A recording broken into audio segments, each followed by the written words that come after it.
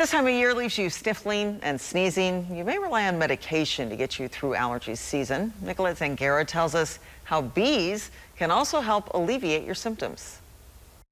Believe it or not, you don't need over-the-counter medication to get through this allergy season. All you need is some local honey or pollen to help introduce the pollen to your immune system ahead of time. Better yet, if you know what you're allergic to, you can find honey or pollen from an area containing those plants, and that will decrease your symptoms quicker. Valerie Nichols has kept bees for 30 years and manages about 100 hives. She recommends starting this process before pollen ramps up, like in the late winter. When you have pain, the doctor always tells you to stay ahead of the pain. Same thing is going to happen there as well.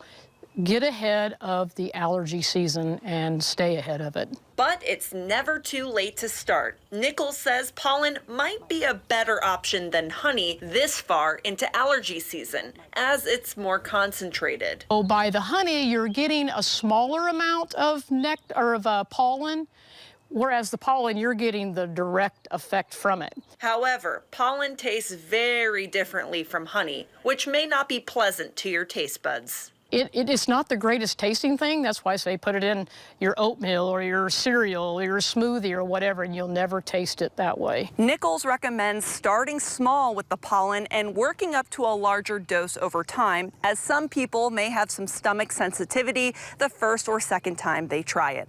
Reporting in Springfield, Nicolette Zangara, KY3 News.